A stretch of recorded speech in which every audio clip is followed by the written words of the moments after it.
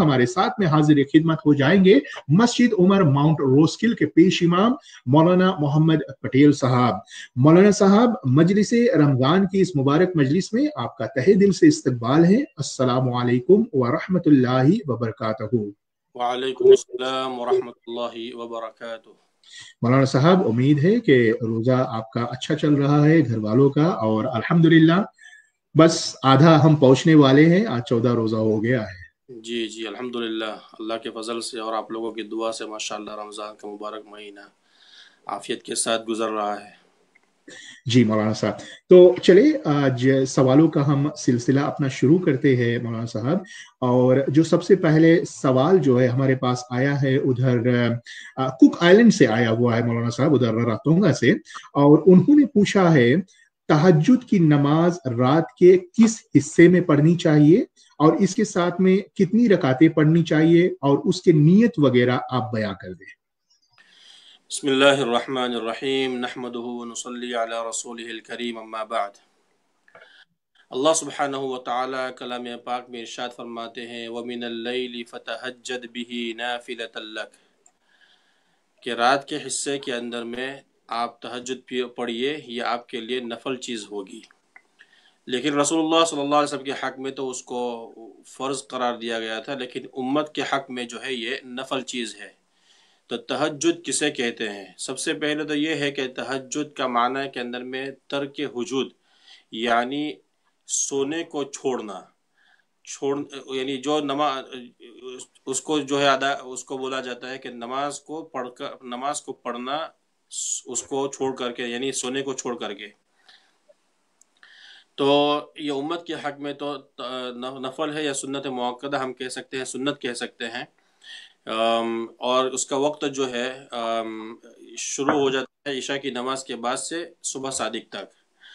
हज़रत मौलाना मुफ्ती मोहम्मद शफ़ी साहब रहमतुल्लाह अलैह ने इसको बहुत तफसील के साथ बयान किया है अपनी किताब मारिफ़ अल कुरान के अंदर में,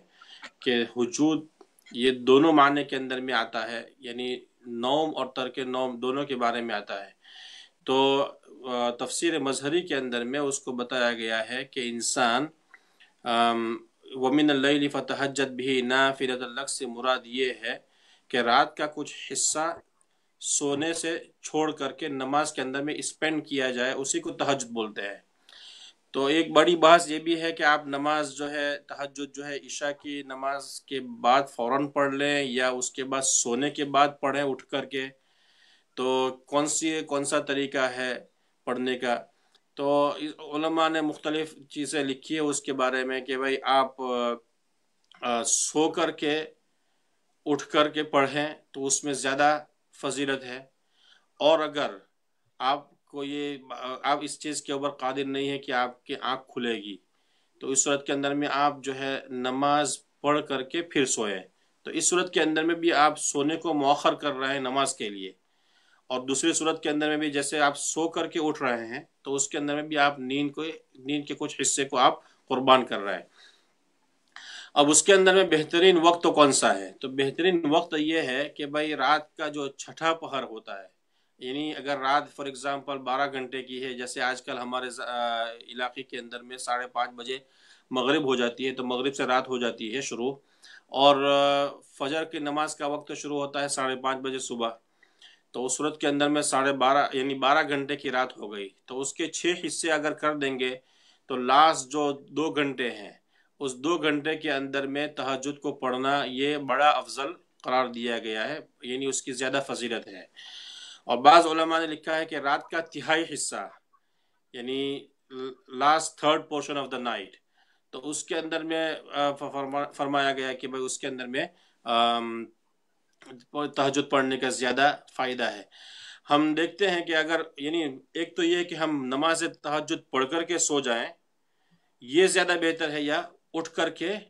फिर जो है नमाज तहज्जुद पढ़े, ये ज़्यादा बेहतर है। तो रसूलुल्लाह सल्लल्लाहु अलैहि वसल्लम का तरीक़ा और सहाबा किराम और ताबीईन और तबे ताबीईन सारे लोगों का तरीका यही है कि वो रात के आखिरी हिस्से के अंदर में सोकर उठ कर के तहज्जुद पढ़ते थे। तो उसके अंदर में ज़्यादा फजीलत है, ज़्यादा रहमत है, ज़्यादा बरकतें हैं और ज़्यादा सवाब है। तो इसी वक्त जो है हमको यानी तहज्जुद की नमाज अदा करनी चाहिए। اور دوسری بات یہ ہے کہ جیسے کتنی رکعت ہے اس کے اندر میں پڑھی جائے گی، تو کم سے کم 2 رکعت ہے اور زیادہ سے زیادہ 12 رکعت، لیکن عام طور پر رسول اللہ صلی اللہ علیہ وسلم نے 8 رکعت تہجد کی پڑھی ہے، اور وہ تہجد پڑھنے کے بعد جو ہے 3 رکعت وتر الواجب پڑھا ہے۔ تو ان تینوں کو ملا کر کے دونوں، یعنی 3 رکعت اور 8 رکعت تہجد کو ملا کر کے کل 11 رکعتیں رسول اللہ صلی اللہ علیہ وسلم کا عام معمول تھا کہ وہ پڑھا کرتے تھے۔ حضرت عائشہ صدیقہ رضی اللہ عنہ فرماتی ہے کہ رسول اللہ صلی اللہ علیہ وسلم روزانہ جو ہے تہجد کی نماز میں 11 رکعتیں پڑھا کرتے تھے، جس میں 8 رکعت تو تہجد کی ہوتی تھی اور 3 رکعت جو ہے وہ وتر کی ہوتی تھی، اور اس کے بعد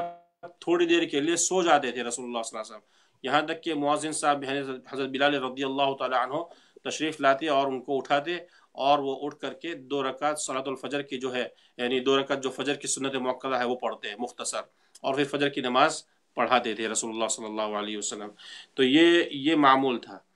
لیکن آج کل کے ہمارے جو، یعنی ہم جو امتی ہیں، ہم بہت کمزور ہیں، اور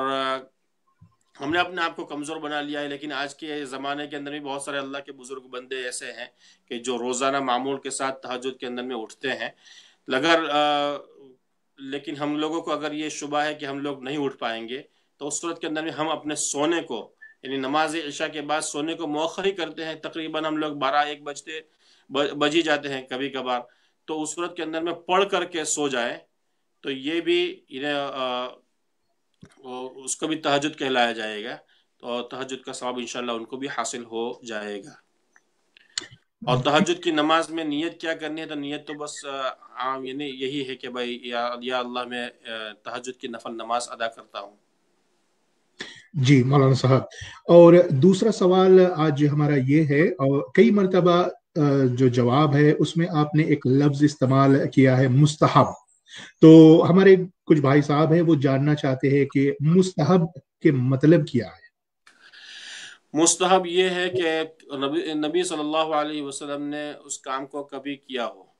یا صحابہ کرام رضوان اللہ علیہ اجمعین نے کیا ہو، لیکن اس کے اوپر انفسائز نہ کیا ہو، اور اس کو چھوڑنے کو بھی جو ہے کوئی غلط سمجھا نہ گیا ہو، تو مطلب ہے کہ رسول اللہ صلی اللہ علیہ وسلم نے یا صحابہ کرام نے اس کام کو کبھی کیا ہو، اور پھر بعد میں آنے والے، یعنی تابعین، تبع تابعین اور بزرگان دین نے اس کو پسند کیا ہو، تو ایسے عمل کو مستحب کہتے ہیں۔ اور اسی مستحب کا دوسرا نام نفل یا مندوب یا تطوع، اس کو بھی عربی کے اندر میں یہ سارے لفظ جو ہے وہ اسی کے اوپر جو ہے بولے جاتے ہیں، تطوع، نفل یا مندوب، تو یہ سارے تینوں نام، اور اسی طریقے سے مستحب، یہ سب ایک ہی چیز ہے کہ جس کو رسول اللہ صلی اللہ علیہ وسلم نے یا صحابہ نے کبھی کیا ہو، اور اس کو بعد میں آنے والوں نے بہت زیادہ اس کو پسند کیا ہو اور اس کو جو ہے کر گزرتے ہو، تو اس وقت کے اندر میں اس کو مستحب کہا جاتا ہے۔ جی مولانا صاحب، اور تیسرا سوال ہمارا یہ ہے ناخن کاٹنے پر، جو فنگر نیلز ہے اس کے کاٹنے پر، تو ناخن کاٹنے کا سنت طریقہ کیا ہے، آپ وہ بتائیں۔ جی، اس کے اندر میں عام مدن زبان زدہ عام یہ ہے کہ بھئی اس طریقے سے سنت طریقہ ہے، لیکن فقہا نے لکھا ہے کہ اس کا کوئی مستحب سنت طریقہ موجود نہیں ہے۔ رسول اللہ صلی اللہ علیہ وسلم نے فرمایا کہ بھئی جب بھی کوئی کام کرو تو داہنے ہاتھ سے کیا کرو، داہنی طرف سے کیا کرو، تو اس صورت کے اندر میں یہ نئے داہنے ہاتھ کے ناخن کو پہلے کاٹا جائے گا، اور پھر بایاں ہاتھ کے ناخن کو بعد میں کاٹا جائے گا۔ اور علامہ نووی رحمۃ اللہ علیہ نے بھی لکھا ہوا ہے، اور بڑے یعنی ابن دقیق العید اور بہت سارے علماء جو محقق علماء تھے، وہ لوگ بھی پوری احادیث کی کتابوں کو کھنگال چکے ہیں، اور اس کے بعد وہ اس نتیجے پر پہنچے ہیں کہ اس کا کوئی سنت طریقہ انہوں نے نہیں پایا، لیکن یہ کہ اس کو داہنے ہاتھ کا پہلے کاٹا جائے گا اور بائیں ہاتھ کا بعد میں کاٹا جائے گا۔ لیکن ہمارے لوگوں کے اوپر جو مشہور یہ ہے کہ بھائی شہادت کی انگلی کو کاٹ کر کے، شہادت کی انگلی، پھر اس کے بعد والی انگلی، اور اس طریقے سے پھر بائیں ہاتھ کا، اور آخر میں جو انگوٹھے کے اوپر یعنی داہنے ہاتھ کے انگوٹھے کے اوپر ختم کیا جائے گا، تو اس کا کوئی ثبوت یعنی سچ نہیں ہے۔ تو یقیناً آپ کاٹ سکتے ہیں شہادت کی انگلی کے ذریعے سے، اور آخری لاسٹ انگلی، اور پھر اس کے بعد داہنے ہاتھ کا انگوٹھا بھی پہلے کاٹ سکتے ہیں، اور اس کے بعد لیفٹ ہینڈ کے ہاتھ کو آپ جو ہے ناخن کو کاٹ سکتے ہیں. تو مطلب ہے کہ اس کا کوئی سنت طریقہ موجود نہیں، لیکن مستحب یہ ہے کہ اس طریقے سے آپ کر سکتے ہیں کہ داہنے ہاتھ کے شہادت کی انگلی سے لے کر کے شروع کرے اور داہنے ہاتھ کے انگوٹھے کو ختم کرے، اور اس کے بعد بائیں ہاتھ کو جو ہے چھٹی انگلی سے لے کر کے اس کے انگوٹھے پر ختم کر دے. جی مولانا صاحب، اور آخری سوال آج کا ہمارا یہ ہے کہ جمعہ کی نماز سے لے کر کے یہ ہے، جمعہ کی نماز کے لیے کسی کو اگر تھوڑی دیر سے پہنچا اور خطبہ شروع ہو گئی، تو اس صورت میں کیا وہ بندہ خطبہ بیٹھ کر سنے گا یا پھر وہ جو 4 سنت ہے اس کو پڑھے گا؟ جی، اس معاملے کے اندر میں ہماری بہت زیادہ کوتاہیاں ہوتی ہیں آج کل ہمارے مساجد کے اندر میں اور اسلامک سینٹرز کے اندر میں، کہ لوگ جو ہے عامةً گھر سے نکلنے کے اندر میں دیری کرتے ہیں یا کام سے جو ہے دیر سے چھوٹتے ہیں، یعنی کام کے اوپر ہے تو پھر وہ معذور سمجھا جائے گا. لیکن اگر کچھ بھی نہیں کر رہے ہیں اور اس کے باوجود ہم لوگ دیر سے پہنچ رہے ہیں تو یہ نہیں ہونا چاہیے. حضرت عثمان رضی اللہ تعالی عنہ نے یہ اسی وجہ سے جو پہلی جو اذان ہے اس اذان کو مشروع قرار دیا. یعنی پہلے عامةً صرف ایک ہی اذان ہوا کرتی تھی. رسول اللہ صلی اللہ علیہ وسلم کے زمانے میں، ابوبکر صدیق رضی اللہ عنہ کے زمانے میں، حضرت عمر رضی اللہ عنہ کے زمانے میں جو خطبے کے وقت ہوتی ہے. لیکن حضرت عثمان رضی اللہ تعالی عنہ نے خطبے سے پہلے والی جو اذان ہے اس سے پہلے بھی ایک اذان شروع کی، جو ہمارے آج کل کے یعنی پورا اس کو اجماع صحابہ سے اس کو قرار دیا گیا ہے.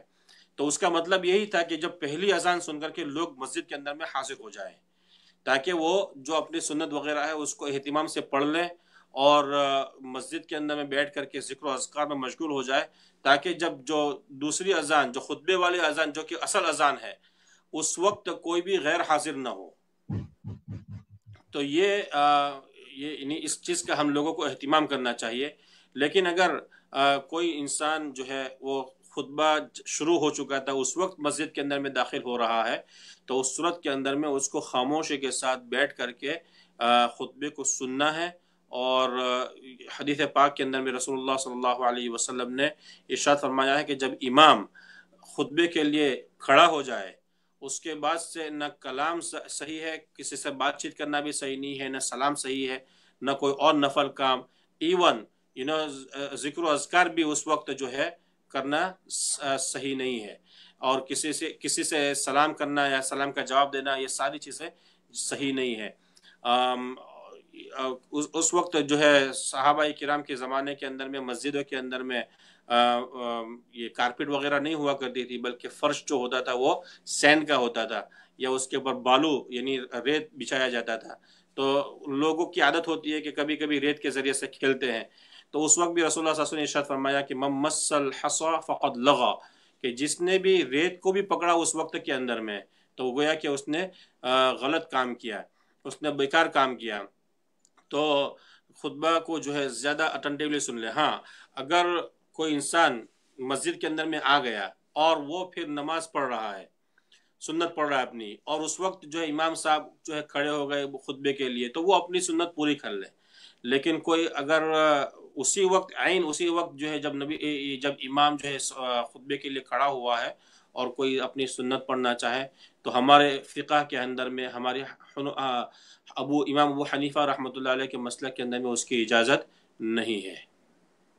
جی مولانا صاحب، بہت ہی اہم سوال تھا اور بہت سارے لوگوں کے پاس اس کا جو صحیح معلومات ہے اب پہنچ گیا ہے، اور انشاءاللہ لوگ اور در حقیقت ایک بات میں بتانا بھول گیا کہ امام شافعی رحمۃ اللہ علیہ نے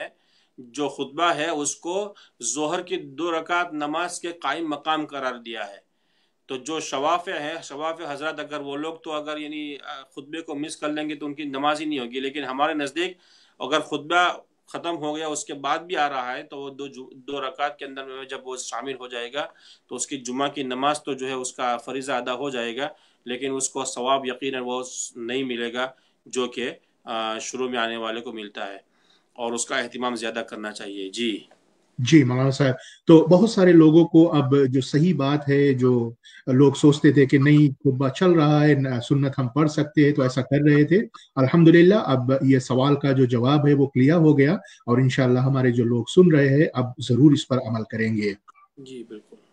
बहुत बहुत शुक्रिया मौलाना साहब, और इंशाअल्लाह फिर आपसे मुलाकात होगी और भी सवालों के साथ में। जज़ाकल्लाह। अस्सलामु अलैकुम व रहमतुल्लाहि व बरकातहू। वालेकुम अस्सलाम व रहमतुल्लाहि व बरकातुहू। जी, हमारे साथ में हो गए थे मस्जिद उमर माउंट रोस्किल के पेश इमाम मौलाना मोहम्मद पटेल साहब, जो कि बहुत ही अहम सवालों का जवाब हमारी खिदमत में दे रहे थे। और इंशाअल्लाह इसी तरह से बारी बारी से आपके जो सवाल है वो उनकी जो जवाबात है हम मौलाना साहब से हासिल करने की कोशिश करेंगे। याद रहे, अगर आपके पास में भी कोई सवाल है और आप मौलाना साहब से जानना चाहते हैं तो जरूर आप हमारे पास में ईमेल करें sidratul-muntaha@gmail.com पर, और इंशाअल्लाह आपके जो सवाल है हम मौलाना साहब से उनके जो जवाबात है हासिल करने की जरूर कोशिश करें।